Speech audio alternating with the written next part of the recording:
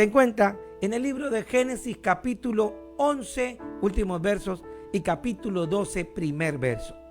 Es decir, Génesis 11, verso 31 y 32. Y luego Génesis 12, verso 1.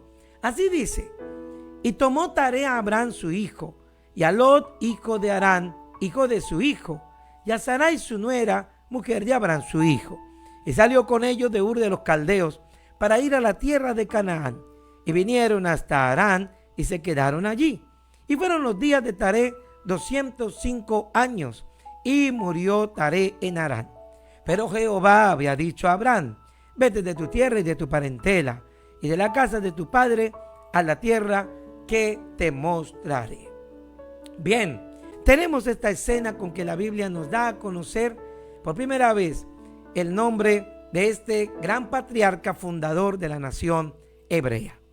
Hay que comenzar a decir en el contexto histórico que se llamó nación hebrea por causa de los antecesores del mismo Abraham. Un abuelo de su abuelo tenía por nombre Eber, de entre aquellos que descendieron de la torre de Babel y se instalaron en la parte sur de ese sector en Babilonia futura, y que está determinada geográficamente como Ur de los Caldeos o la cuna de los caldeos. En ese centro de la llamada cuna la media luna fértil, también geográficamente hablando, fue en donde ellos consideraron, en medio de dos ríos, Éufrates y el Tigris, establecerse para poder de nuevo recomenzar después del diluvio, desde luego. Ahora, entre Eber y luego el Abraham hay varias generaciones. Aparece en la parte final Taré. ¿Quién era Taré? Según la escritura, capítulos luego, era un vendedor de ídolos, y que con tal religiosidad entonces se había hecho a una gran fortuna, como un caballero que algunos consideran podría patrocinar hasta que cualquiera de sus hijos fuera un rey o un príncipe. Estableció entonces que cualquiera que llegara a él, más que fabricar las imágenes, también hasta le consultara y fuera conocido como persona cercana a la espiritualidad, que invocaba espíritus, según los eruditos, y ellos entraban en cada una de sus imágenes. Pues de Taré poco se dice en la Biblia, lo conocemos por la historia, pero llega a ser entre nosotros conocido porque uno de sus hijos, uno de sus 3 hijos, llegó a llamarse Abraham, y dijimos ahora fundador de la nación hebrea. ¿Por qué mencionarlo entonces? Pues bien, cuando Dios comienza a buscar con quién fundaría su propio pueblo tras la dispersión de Babel, Él pone los ojos en un hombre que parecía tener convicciones.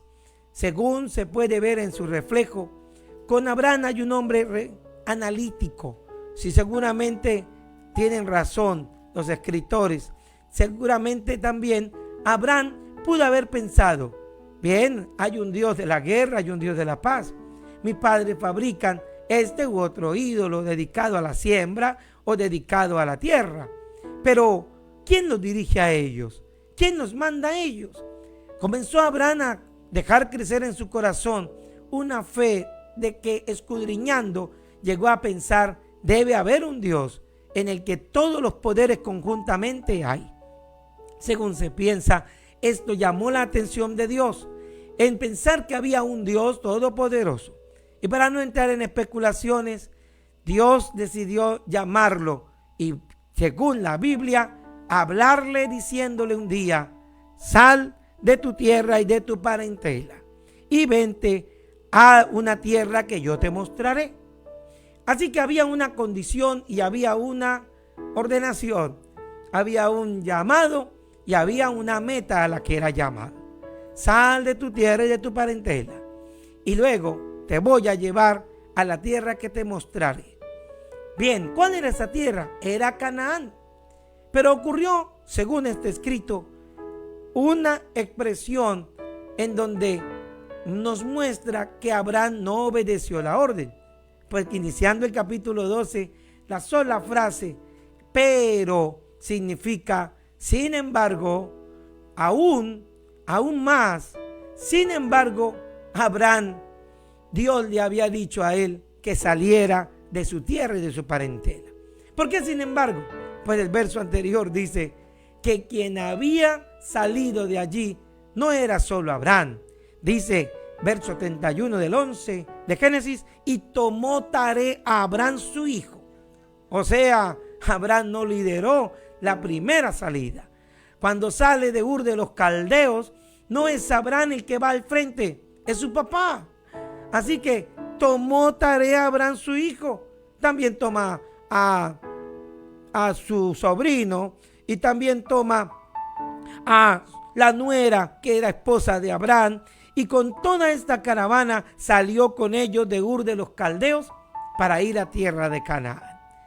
Qué importante, una primera lección de 3 que podemos tomar de esta escena que inicia el llamado de Abraham, es que alguien puede desplazar a quien Dios encarga una labor, sea por temores, que seguramente la teoría puede ser débil, pues la Biblia dice que por la fe Abraham salió de Ur de los Caldeos, pero también puede ser por obediencia u honra, pues era natural, de acuerdo al código Hammurabi, por el cual se llama esta familia Hammurabi de Babilonia, del que ningún hijo podría separarse de su casa con una autoridad propia a menos que su padre muriera. Mientras él viviera, él debía dirigir. Así que se confrontó a Abraham tal vez con una ley cultural frente a la orden que su Dios había dado. A Dios no le gustó eso. Sin embargo, Abraham pensó que hacía bien. Es el mismo código que hasta llegó a usar días después para poder considerar que un hijo de una esclava era también el hijo de su esposa. Ese será otro tema.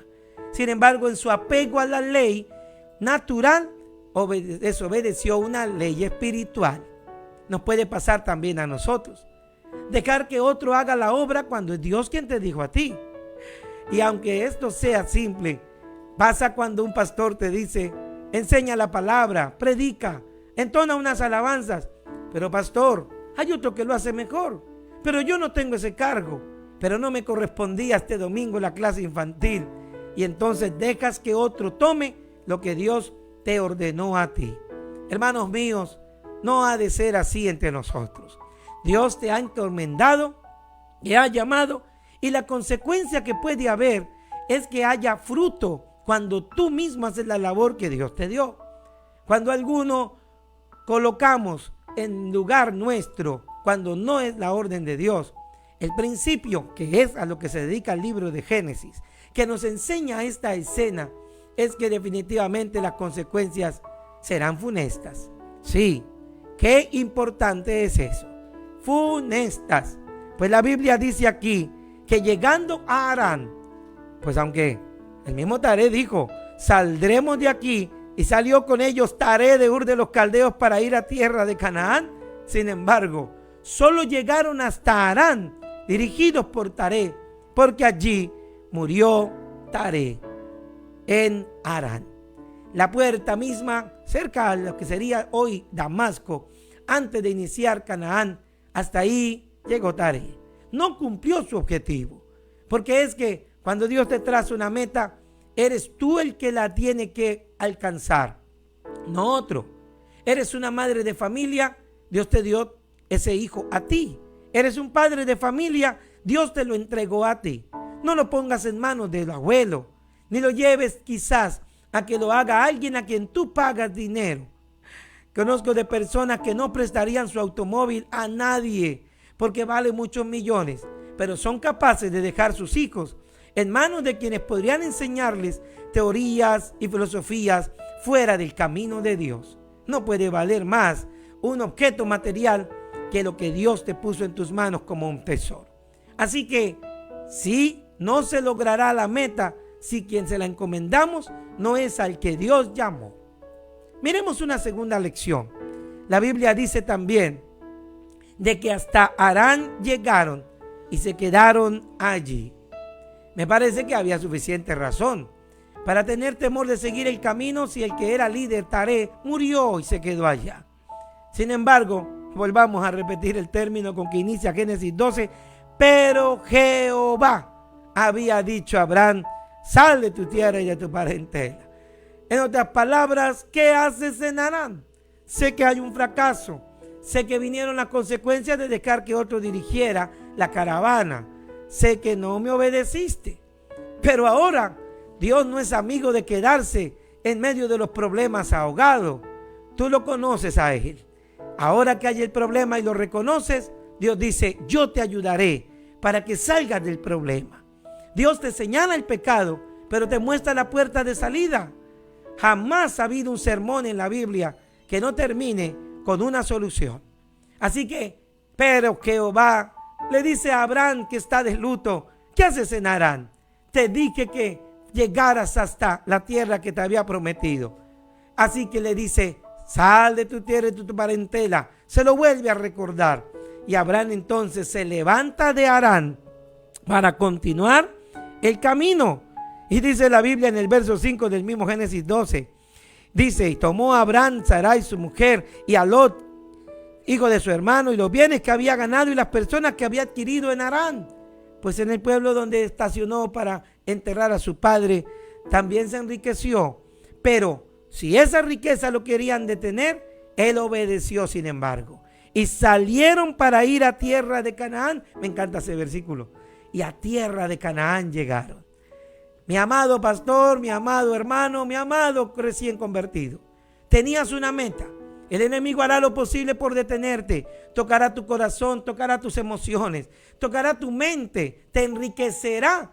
Pero no te dejes atar. Huye de ese amor al dinero y decídete a ir a la meta.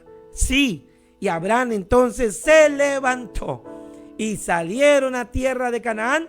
Y lo que no pasó con Taré pasó con Abraham. Y a tierra de Canaán llegaron.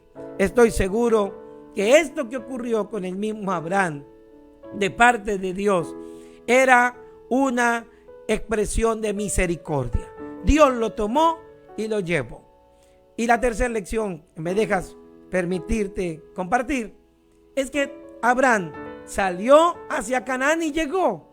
¿Y llegó con quiénes? Sí, ya te diste cuenta que llegó con su sobrino Lot. Todavía no había obedecido por completo la orden de dejar toda su parentela. Solo había dejado su tierra. Sin embargo, veremos adelante, si seguro tú lo recuerdas como lector de la Biblia, que Lot trajo también problemas. Pero eso no detuvo a Abraham a salir. Abraham dijo, me voy con mi problema llamado Lot. Me voy con mi esposa estéril, que seguramente en el camino le diría, qué tristeza y qué deshonra ahora ir a otra tierra donde no tenemos hijos, donde podría ser asaltado sabiendo que tú no tienes herederos. Sí, con todos sus problemas, Abraham obedeció a Dios. Hay quienes piensan que hay que dejar que primero se solucionen los problemas y luego se obedece a Dios. No. Hay que obedecer a Dios, aunque estés pasando una escasez, una prueba de salud o una situación de dificultad en las relaciones de tu pareja. Por favor, obedece a Dios.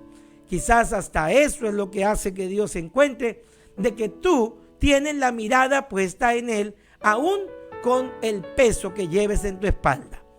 Me despido de esta reflexión con el verso que nos muestra que eso es lo que Dios quisiera que hicieras. Dice en Hebreos capítulo 12, verso 1.